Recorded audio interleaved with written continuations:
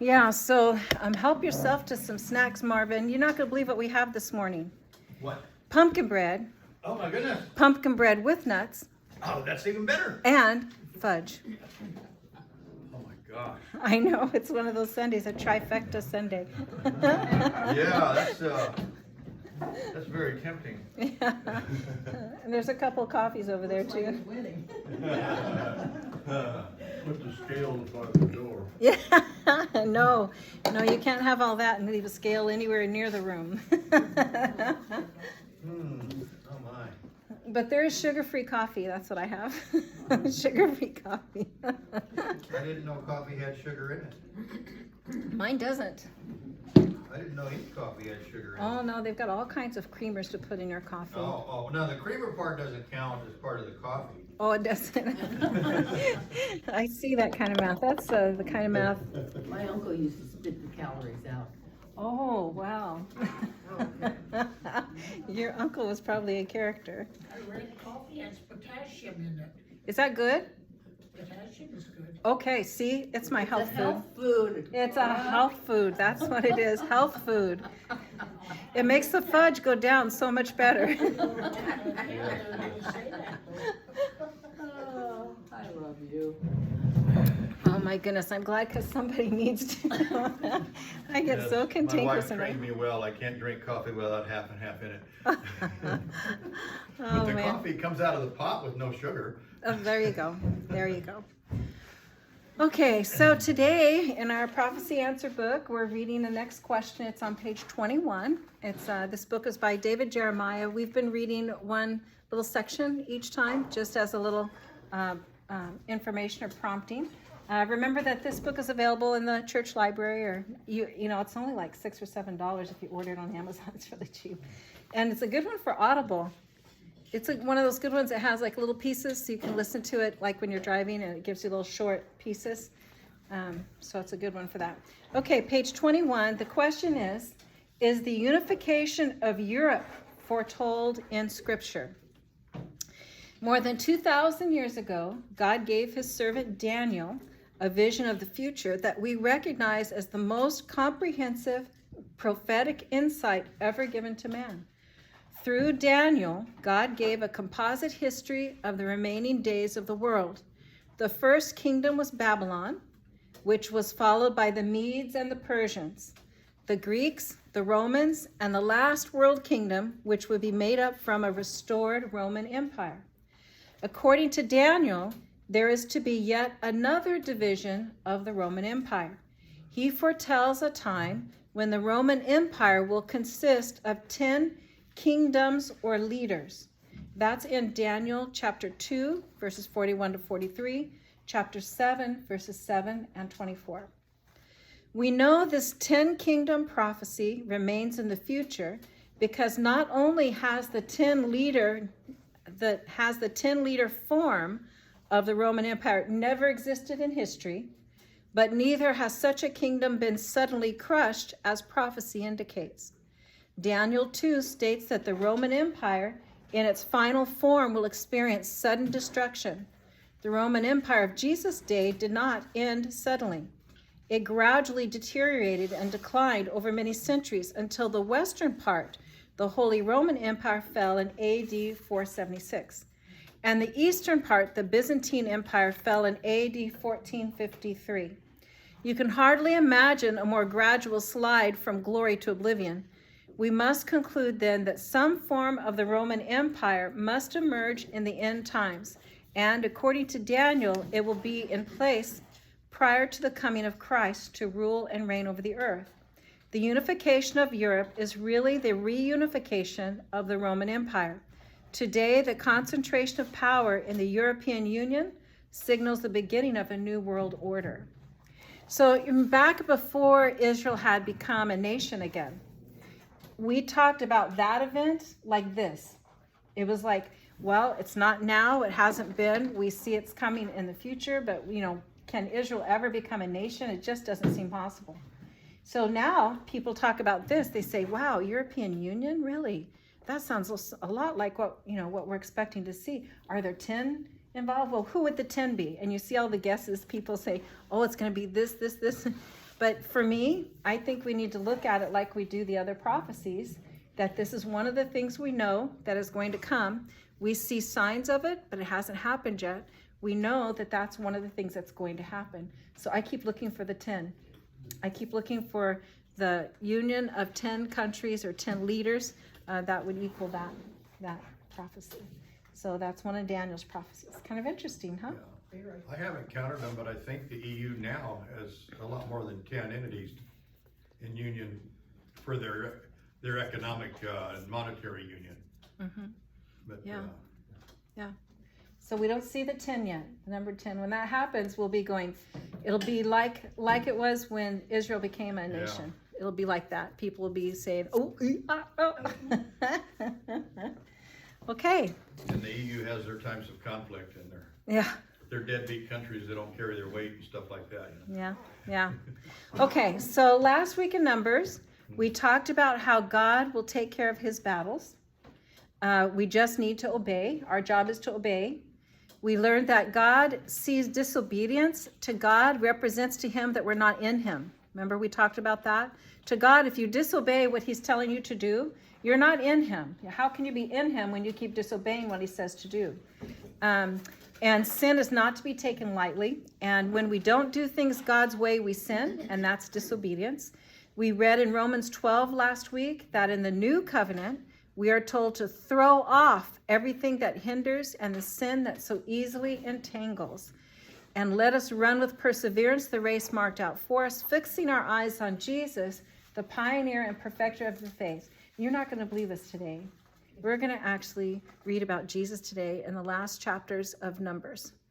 I think it was stunning. This place is stunning. So I just keep being surprised at how much of what we know and understand in our new covenant is tied to these stories. So we're going to get through the end of Numbers today, which means the next time we meet, we will be working on Deuteronomy. I don't know if you've read Deuteronomy, but it's a real yawner. Not unlike Numbers. Like people think Numbers is a yawner. So we're going to find a lot of things in Deuteronomy that link to what we know in the new covenant. And so it's going to be interesting for us. But You will make it interesting. we will find out the truth and it'll be good. So on this next section, starting at chapter 32, we're going to go through to the end of Numbers. We won't be reading every little piece, but we will be going through all the concepts. So chapter 32. Remember, the people are camped on the east side of the Jordan across from Jericho. They can see Jericho. Can Jericho see them? You bet. All 2 million of them. All 2 million of them camped out just on the other side of the Jordan near. And what else does Jericho know? They saw what just happened with the Midianites and the Ammonites and all the ites on that side, where they went through and took over those cities by God's command. So they all know about that. And now they've got 2 million people sitting on the other side of the river looking at Jericho. You would think they would just go ahead and surrender. Maybe that's why the wall fell down. They all went, here, just push it down, just let them come in. It's just a scary thing. It would have been a scary thing to see those people there. Okay, chapter 32. The Reubenites and the Gadites, so the tribe of Reuben and the tribe of Gad, who had very large herds and flocks, saw that the lands of Jazer and Gilead were suitable for livestock. So they came to Moses and Eleazar the priest and to the leaders of the community and said, Adaroth, Dibon, Jazer, Nimrah, Hishbah, Eliel, Sebam, Nebo, and Beon, the land the Lord subdued before the people of Israel are suitable for livestock, and your servants have livestock.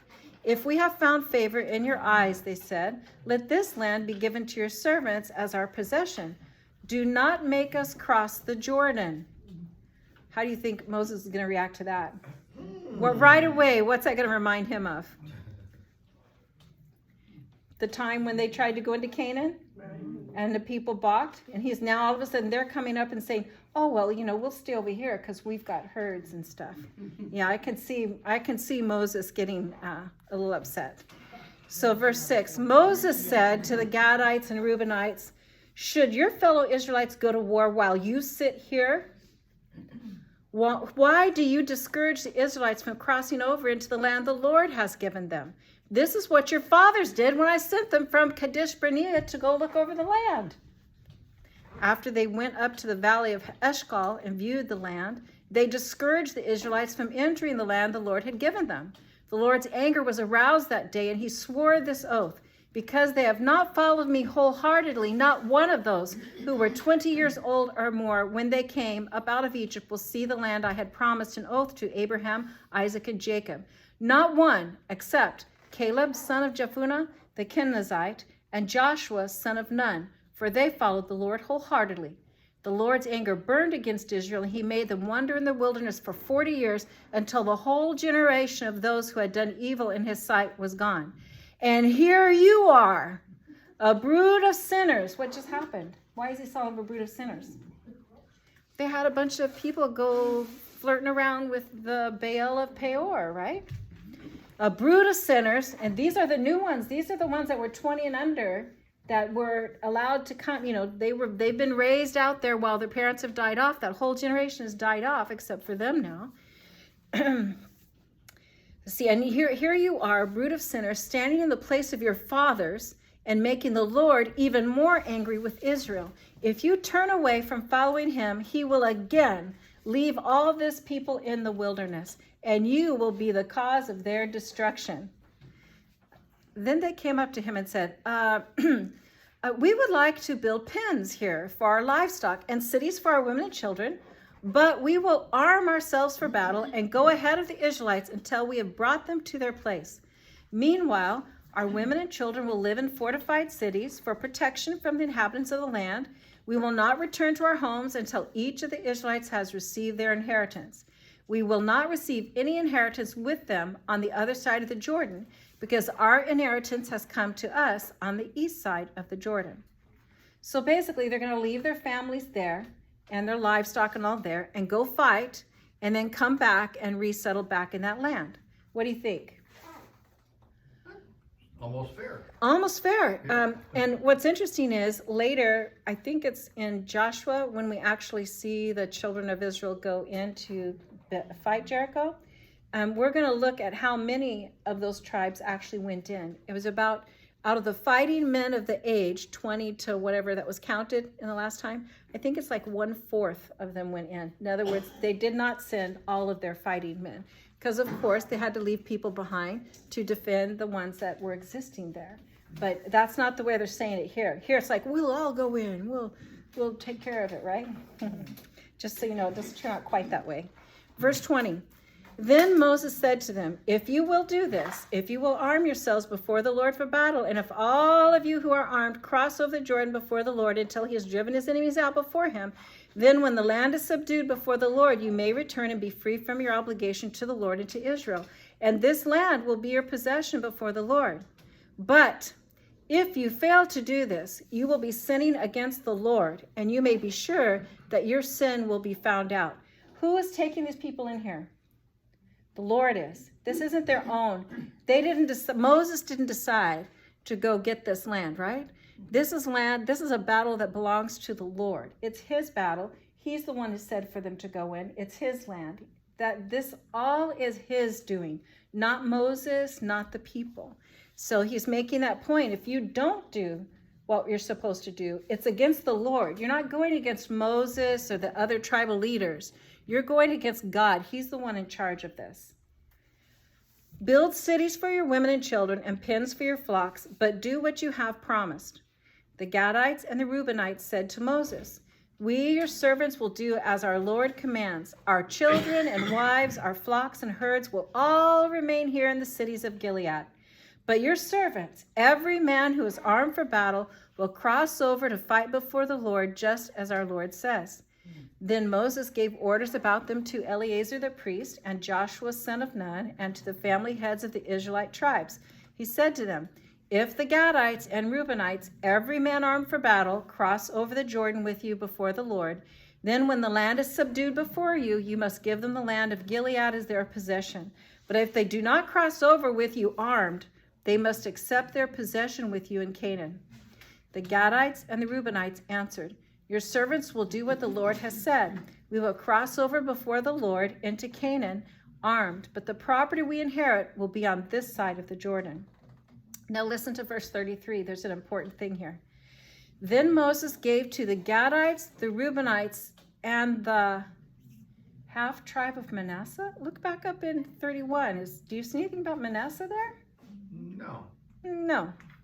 So then Moses, verse 33, then Moses gave to the Gadites, the Reubenites, and the half tribe of Manasseh, son of Joseph, the kingdom of Sihon, king of the Amorites, and the kingdom of Og, king of Bashan, the whole land with its cities and the territory around them. So it kind of looks like that the half tribe of Manasseh joined in and said, hey, us too, we'll be a part of this. Verse 34, the Gadites built up Dibon, Adaroth, Aror, Atroth, Shopen, Jazer, and Jogbaha. Wait, what a name, Jogbaha. Anyway, Beth Nimrah and Beth Haran as fortified cities and built pens for their flocks. And the Reubenites rebuilt Heshbon, Elel, and Kiriathaim, as well as Nebo and Baal Meon. These names were changed. Why would they change those names? Those are other gods, right? Nebo Not a and good Israeli name. yeah, not a good reason. And Sibmah, they gave names to the cities they rebuilt. Verse 39. The descendants of Machir, son of Manasseh, went to Gilead, captured it, and drove out the Amorites who were there. So Moses gave Gilead to the Machirites, the descendants of Manasseh, and they settled there. Jair, a descendant of Manasseh, captured their settlements and called them Havath Jair. And Nobah captured Kenneth and its surrounding settlements and called it Nobah after himself. Okay, does this kind of sound like the Manasseh tribes actually captured different lands, additional lands that were not part of the original deal, but maybe in the area? Yeah, and they had conquered these kingdoms, and then there were cities and stuff that were still within that area. So there's that too. And so here's a map if you want to see.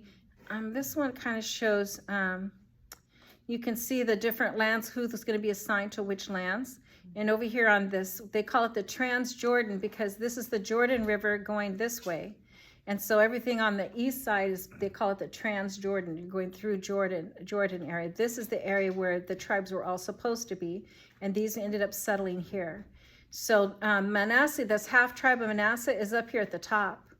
It's kind of an area that's not as well settled. There isn't as many cities there, and that's where they established their places up here. The other half tribe of Manasseh is up here on the other side, on the north side there, across. Remember, it's all by size. Everything's divided up by size in the end. Here's another map that kind of shows the lay of the land a little bit. Now, they were the only tribe that was half size, right? Yeah, basically part of Manasseh is on one side and one's on the other side of the Jordan, but they're still connected. They're just across the Jordan River from But each other. Manasseh as a unit is a half tribe because it's split out of Joseph, right? What was the other half tribe? I think that in this case, it's the half tribe of Manasseh. In other words, half of the Manasseh tribe stays on the east, Oh, okay. and the other half goes to the west side of the Jordan. Okay, so it is the whole. Right, we think of it as, you're thinking of, because Joseph, there's no tribe of Joseph, Right, that's right? His And so two he has sons. 2 sons, and so you're saying that's the half of Joseph. But no, they were each given, they were Okay. each considered equal in place of Joseph as one of the 12. I think the reason it's using half tribe is because it's talking about that half of them are going to stay on the east side and the other half are going to go on Okay, to and what was the name of the other son of Joseph? Manasseh and I didn't mean to put you Ephraim. on Was the it spot. Ephraim? Ephraim, is Was that it right? Ephraim? Oh, we have that other list. I don't have it right here. Okay, I don't remember. It's on that paper though that we handed out. I don't have it right here.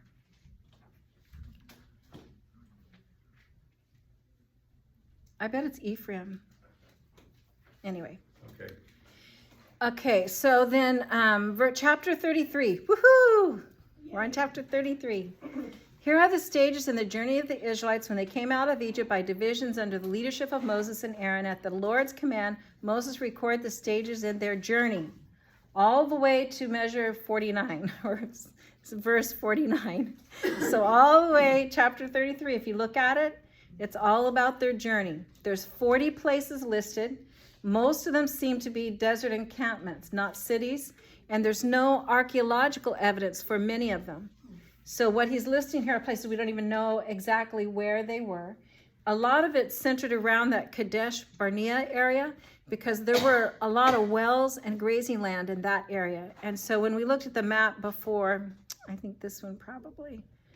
When we look at the map here, down here, Kadesh Barnea was over here. And that area seemed to have a lot of area for their grazing, and it had wells. But they kept moving. It's not like they just stayed right there. They kept moving. Do you remember why they would move? Feed. How would they know to move?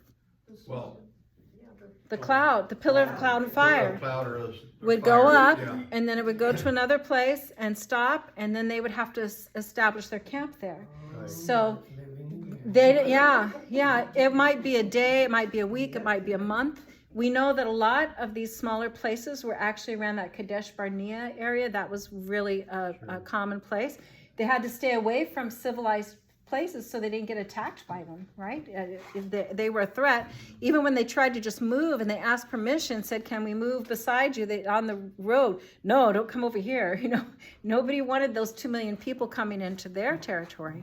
But also, practically, in an arid area with many livestock, in one spot, soon all the livestock feed is Graze it gone. out. They have to keep moving to find food for the livestock. Graze it out. And, God led them to where to go, Mm-hmm. but they had to have a movement periodically to have food for those He led livestock and for them. Yes, he led them in a way that provided for the animals and for the people for what they needed.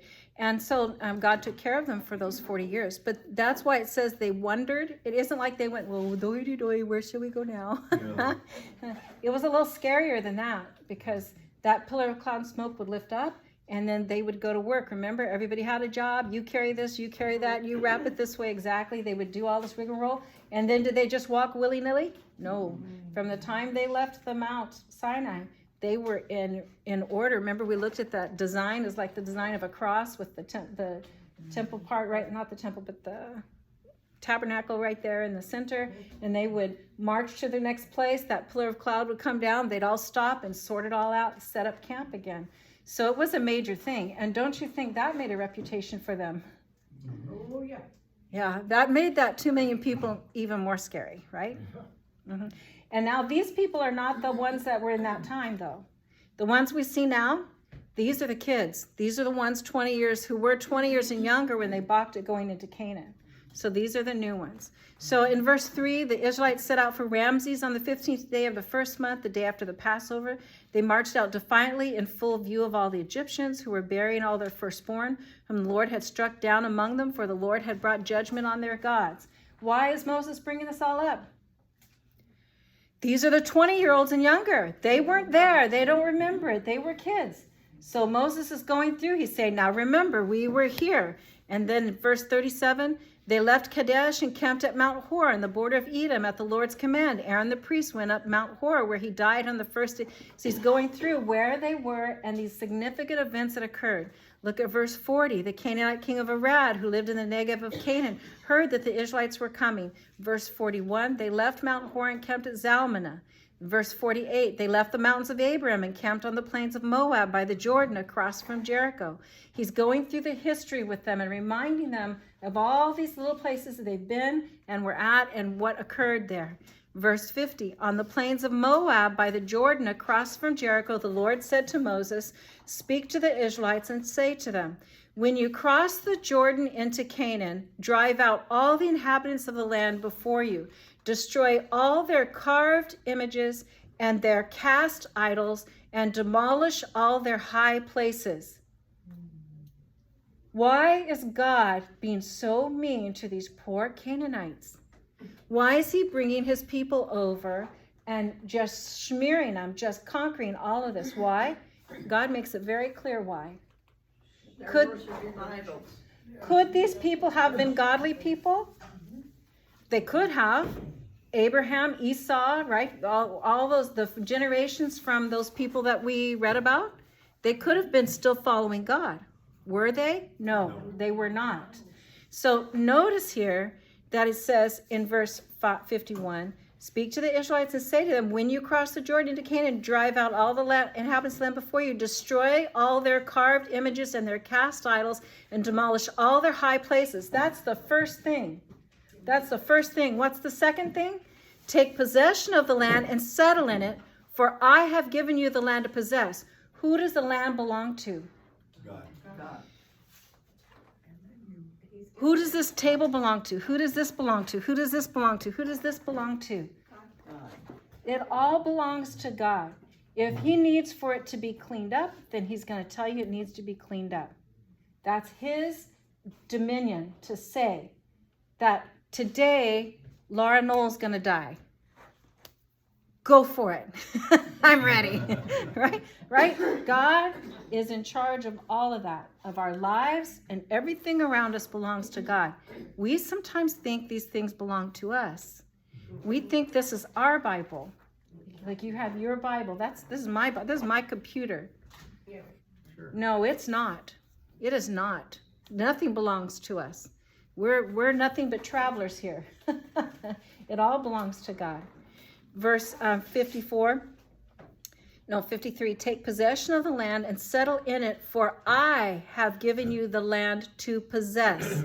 That's what everything we have is.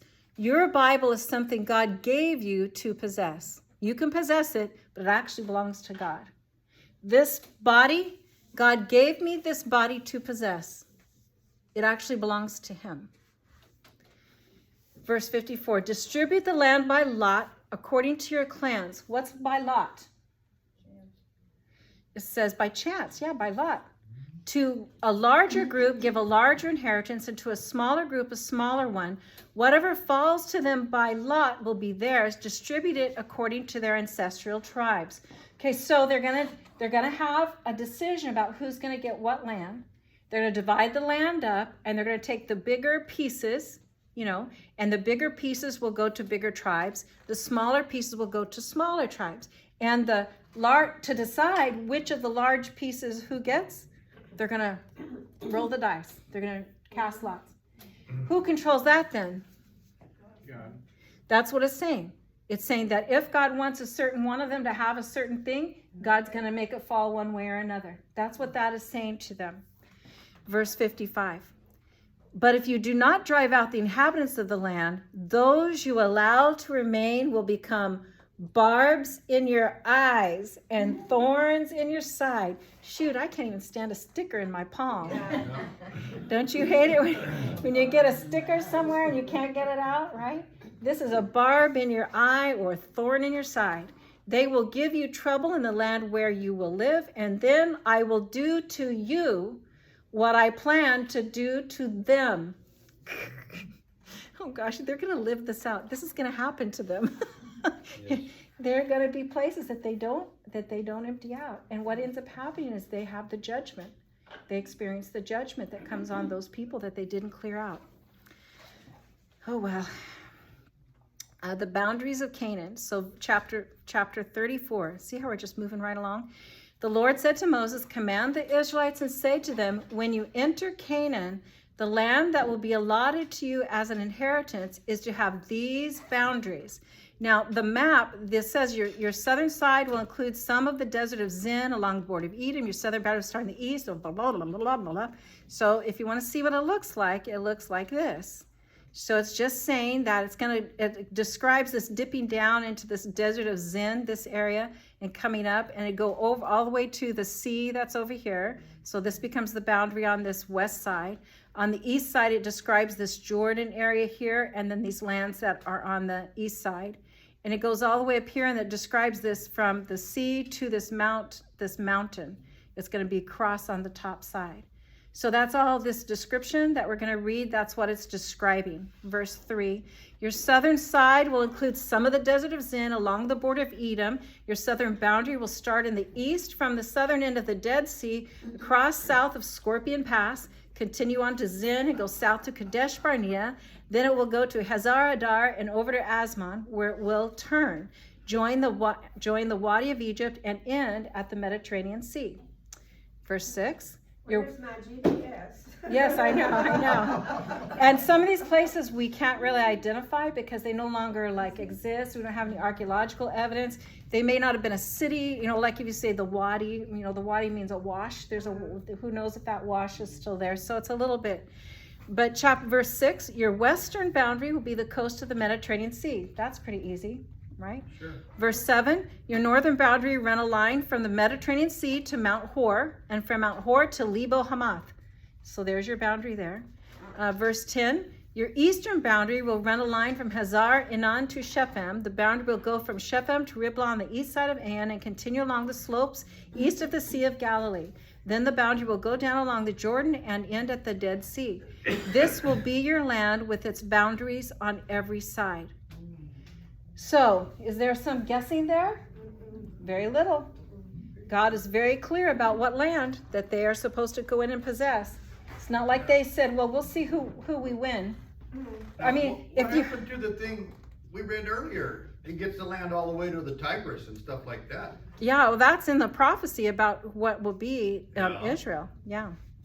So verse 13, Moses have commanded the Israelites, assign this land by lot as an inheritance. The Lord has ordered that it be given to the 9.5 tribes, because the families of the tribe of Reuben, the tribe of Gad, and the half tribe of Manasseh have received their inheritance. These 2.5 tribes have received their inheritance east of the Jordan, across from Jericho toward the sunrise. The Lord said to Moses, these are the names of the men who are to assign the land for you as an inheritance.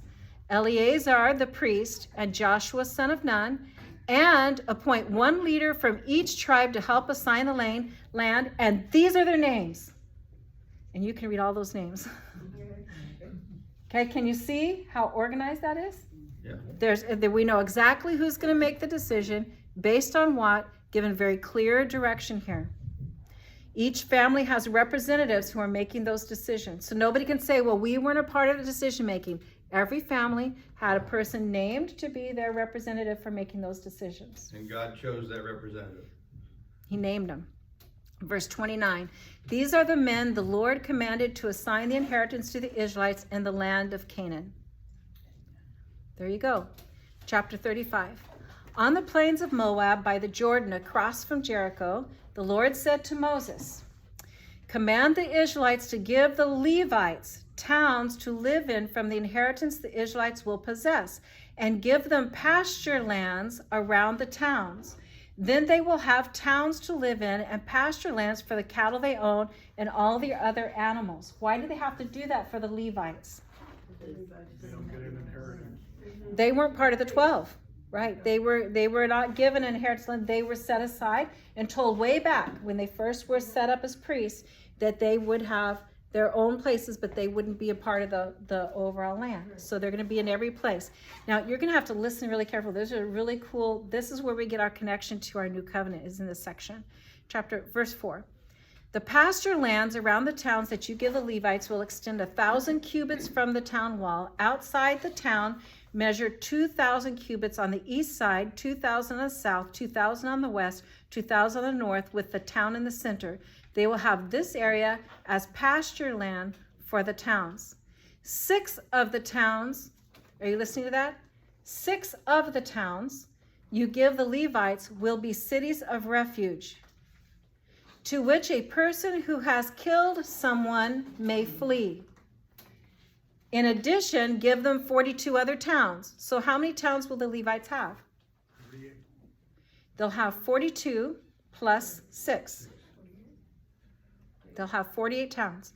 In all, you must give the Levites 48 towns together with their pasture lands. The towns you give the Levites from the land that the Israelites possess are to be given in proportion to the inheritance of each tribe. Take many towns from a tribe that has many, but few from one that has few. So why does God need to set up cities of refuge? What kind of law exists here now? They call it tribal law. What's tribal justice say? You hurt my family, so now I can come kill you. And not only will I kill you, but I'm going to kill a few others just to make a point.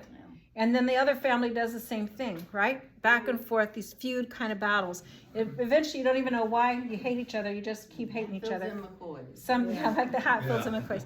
That's tribal justice. Is God going with that? He has a whole different system. Is there a king? No. No king. God is the one who's in charge, right? The priest serves under God, serves God. And you have a leader, like we've had Moses or we've had Joshua, that are leaders. but they weren't elected. They were, God gave them jobs to do, and he communicated to them what to do. This is very different from what exists. So why do they need cities of refuge? To prevent being like the culture that they're going into, where everybody just takes their own justice. That's going to make them different. Verse 9. So they're going to be different in the way they are ruled and governed. They're going to have cities of refuge. So it's going to describe here more in detail that if someone kills someone, they can flee to the city of refuge and be safe until they go to trial. But they would still go to trial. They will go to trial unless everybody knows it was an accident. If it's deemed to be an accident, they can stay in the city of refuge because you still have all this bad blood from you having accidentally killed somebody from some other tribe. So you can stay in the city of refuge even then, except we're going to find out when they can go out. And that's the interesting part. Okay. Are we in verse 9? Okay, verse 9. Then the Lord said to Moses, speak to the Israelites and say to them, when you cross the Jordan into Canaan, select some towns to be your cities of refuge, to which a person who has killed someone accidentally may flee. They will be places of refuge from the avenger. From the avenger. Do you know what that word is? Everywhere in this passage where you see the avenger, do you know it's that Hebrew word for redeemer? The same word that's translated avenger is also the redeemer. Isn't that weird? Okay, we're going to get to it more here. So this word avenger, they will be places of refuge from the avenger. Who's the avenger? The blood relative who's coming to get vengeance, right? And they're seeking vengeance because you killed somebody in my family, so I'm going to go get you. And that's going to be the same word that I'll show you. So that anyone accused of murder may not die before they stand trial before the assembly. So they're going to stand trial, but they're safe until the time they stand trial. Verse 13. These 6 towns you give will be your cities of refuge. Give 3 on the side of the Jordan and 3 in Canaan as cities of refuge. These 6 towns will be a place of refuge for Israelites and for foreigners residing among them. But you had They've to had- be there before they killed you. Yeah, yes, that's true. They've had foreigners residing among them since the beginning, right? And since the beginning, God made it clear that even those foreigners had to follow all the same commands and the same laws. So even the city of refuge thing applies to the foreigners among them. By the way, that would be me, right? I'm a person following after God, but I'm not Israel of Israel, or maybe, who knows by now, the genetics, who knows what DNA any of us have, but that, yeah, this is essence, or I don't know if any of you are, but I know I'm not. I don't know of any Israelite. So these 6 towns will be places for Israelite for foreigners residing among them, so that anyone who has killed another accidentally can flee there. If anyone strikes someone a fatal blow with an iron object, that person is a murderer. That murder is to be put to death. Or if anyone is holding a stone and strikes someone a fatal blow with it, that person is a murderer. The murder is to be put to death. Or if anyone is holding a wooden object and strikes someone a fatal blow with it, that person is a murderer. The murder is to be put to death. The avenger of blood, same word, the avenger of blood, shall put the murderer to death. When the avenger comes upon the murder, the avenger shall put the murderer to death. Okay, now this is weird. The word avenger is the Hebrew word Gaal. It's a verb, and it means to redeem, act as kinsman redeemer, avenge, revenge, ransom, or do the part of a kinsman. Where have we heard this word used before? In what stories? Ruth is the big one. Boaz was her kinsman redeemer. And you can see how that's the opposite and the same as the blood avenger, right? The blood avenger is taking what's due because the person did wrong to the family member, right? And the kinsman redeemer is doing what's right for a person who something happened with them. Remember the punishment for not being the kinsman redeemer for, whose son was it? One of the 12 tribes, they had 2 sons, and one was killed by God because he was evil in God's sight. And then the second son refused to go into the wife as that was the kinsman redeemer. He was supposed to go in and plant the seed for his brother, but he let it spill on the ground. I think we read that like last week. And he did that because he didn't want the inheritance to go to that son. The son of his older brother would get the inheritance, not him. So it wasn't because his wife didn't like the idea? Right. Right. So in this case, that's the same word. It's used like 83 times in the Old Testament. And sometimes it's used as blood avenger, and sometimes as kinsman redeemer. You'll see varieties. So it's both sides. Wait till you see this. It's going to be so cool. So by marrying a brother's widow to beget a child for him, to redeem from slavery, to redeem land, to exact vengeance. It can mean to redeem by payment, and it can mean to be redeemed like God could redeem. So God can redeem someone from death. He redeemed Israel from Egyptian bondage. He redeemed Israel from exile. So those are the kinds of ways that it's used. Wait till you see this next part. Just keep this in mind because we're going to keep going. Verse 20. If anyone with malice aforethought, in other words, you're on purpose trying to do something bad, shoves another or throws something at them intentionally so that they die, or if out of enmity one person hits another with their fist so that the other dies, that person is to be put to death. That person is a murderer. The avenger of blood shall put the murderer to death when they meet. But if without enmity, in other words, they didn't mean to, someone suddenly pushes another or throws something at them unintentionally or without seeing them, drops on them a stone heavy enough to kill them, and they die, then since that other person was not an enemy and no harm was intended, the assembly must judge between the accused and the avenger of blood according to these regulations. So now see, the accused and the avenger of blood they're seeking justice in this situation. The assembly must protect the one accused of murder from the avenger of blood and send the accused back to the city of refuge to which they fled.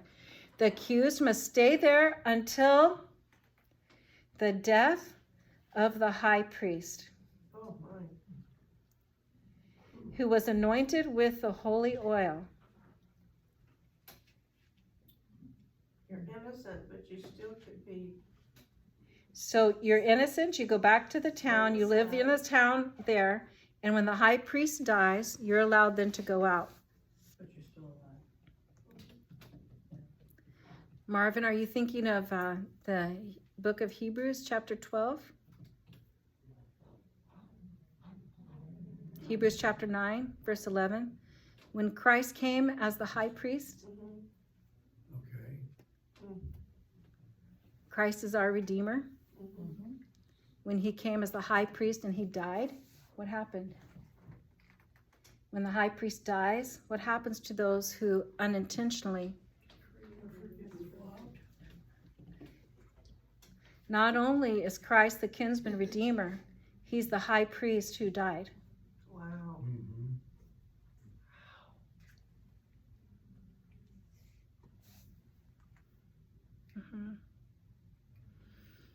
So we can see in this, blood feuds are associated with nomadic groups. There are legal procedures with villages and towns, and Israel is becoming, they call it sedentarization. In other words, become sedentary. They're not going to be just roaming around anymore following tribal justice.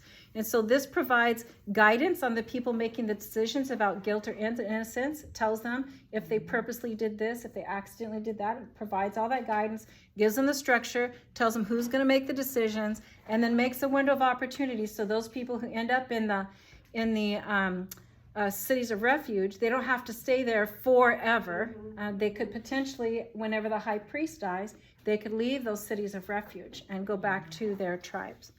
So the New Testament talks about Christ as our Redeemer. And he redeemed us from sin, which would have earned us death. He's our kinsman redeemer. When we accept Christ, we accept his redemption. He becomes our Redeemer, and we become his people. Hebrews 9:11-15 says, when Christ came as high priest of the good things that are now already here. He went through the greater and more perfect tabernacle that is not made with human hands. That is to say, it is not a part of this creation. He did not enter by means of the blood of goats and calves, but he entered the most holy place once for all by his own blood, thus obtaining eternal redemption. The blood of goats and bulls and the ashes of a heifer sprinkled on those who are ceremonially unclean sanctify them so that they are outwardly clean. How much more then will the blood of Christ, who through the eternal Spirit offered himself unblemished to God, cleanse our consciousness from acts that lead to death, so that we may serve the living God. For this reason, Christ is the mediator of a new covenant, that those who are called may receive the promised eternal inheritance, now that he has died as a ransom to set them free from the sins committed under the first covenant. So that symbolism of closing out that old covenant for us, and we enter into our new covenant, that symbolism has to do with both the kinsman redeemer concept that Christ redeemed us, and the death of the high priest. That means we are now free to be in this new covenant.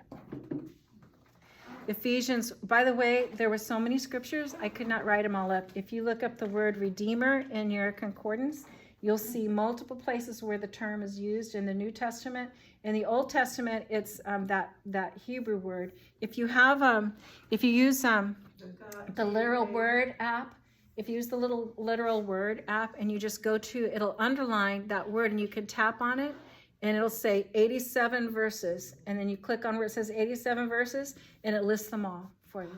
And you can look through and see everywhere that term, the same word, is used for both kinsman redeemer and for the blood avenger, depending on what kind of, what the application is. So, and then for the New Testament, what I did was look in on the concordance for redeemer, and you can find a whole list of all the places where Christ is described as our redeemer. Okay, Ephesians 1, 7 and 14. In him we have redemption through his blood, the forgiveness of sins. Verse 14, who is a deposit guaranteeing our inheritance until the redemption of those who are God's possession. In Colossians 1, 13 and 14, for he has rescued us from the dominion of darkness and brought us into the kingdom of the Son he loves, in whom we have redemption, the forgiveness of sins.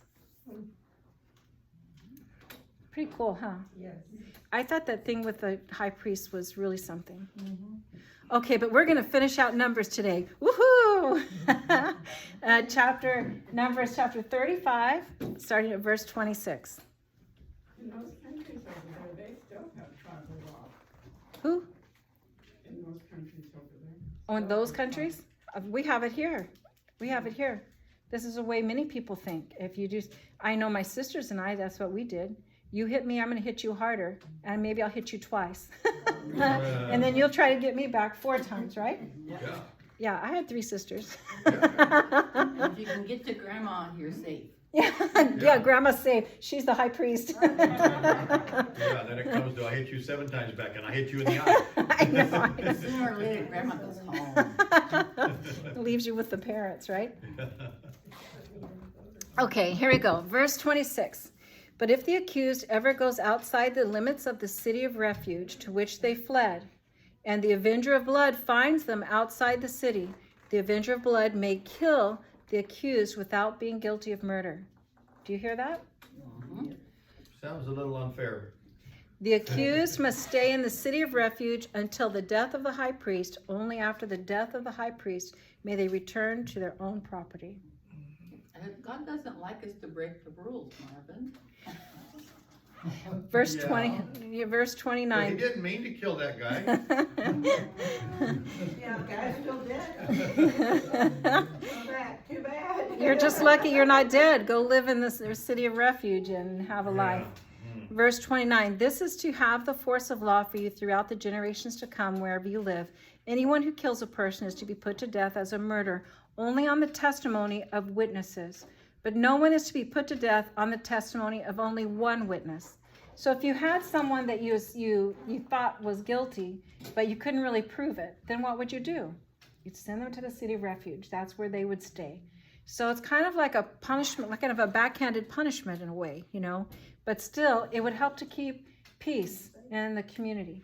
And if the person chose to not be in the city of refuge, then they are susceptible to the blood avenger. Verse 31, do not accept a ransom for the life of a murderer who deserves to die. What's that saying? You can't buy your way out. There's no price. There's no fine you pay to not be held accountable for murder. They are to be put to death. Verse 32, do not accept a ransom for anyone who has fled to a city of refuge and so allow them to go back and live on their own land before the death of the high priest. They can't pay to get out. Verse 33, do not pollute the land where you are. Bloodshed pollutes the land, and atonement cannot be made for the land on which blood has been shed, except by the blood of the one who shed it. Do not defile the land where you live and where I dwell, for I, the Lord, dwell among the Israelites.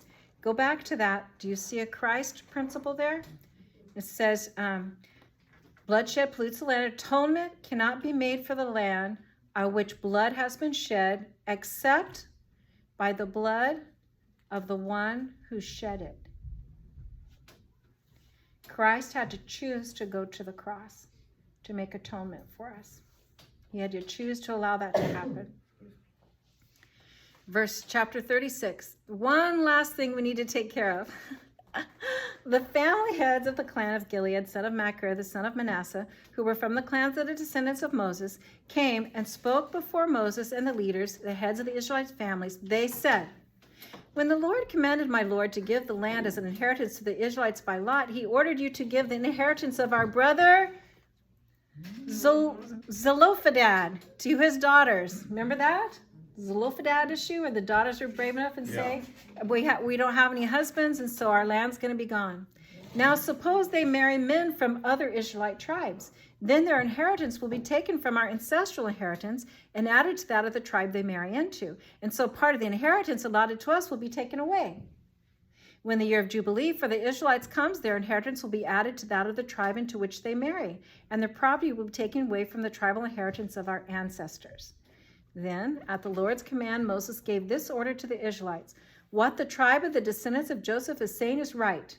That is what the Lord commands for Zelophehad's daughters. They may marry anyone they please, as long as they marry within their father's tribal clan. No inheritance in Israel is to pass from one tribe to another, for every Israelite shall keep the tribal inheritance of their ancestors. Every daughter who inherits land in any Israelite tribe must marry someone in her father's tribal clan, so that every Israelite will possess the inheritance of their ancestors. No inheritance may pass from one tribe to another, for each Israelite tribe is to keep the land it inherits. So Zelophehad's daughters did as the Lord commanded Moses. Zelophehad's daughters, Mahlah, Tirzah, Hoglah, Milcah, and Noah, married their cousins on their father's side.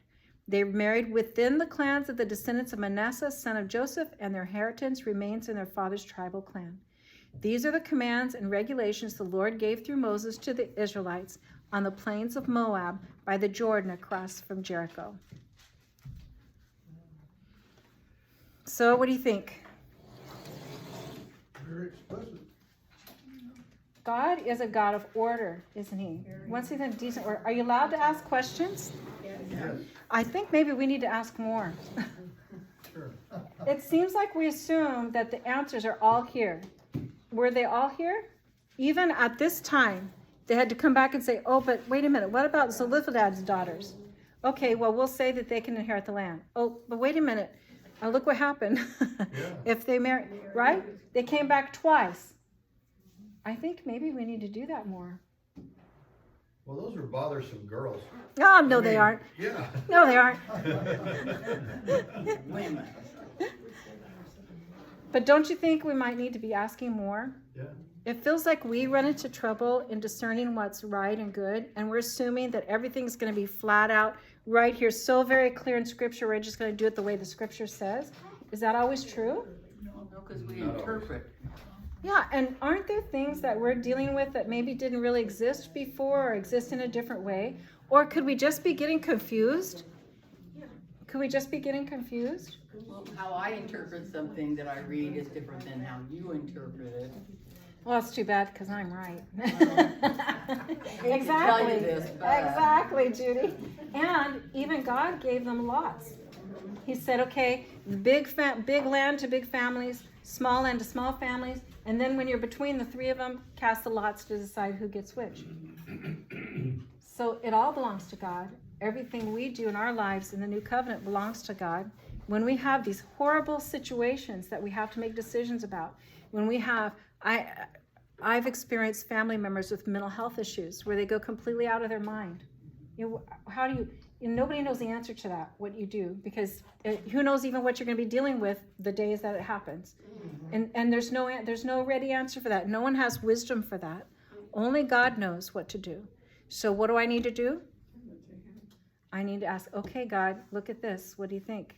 And every time God provides, every single time God provides.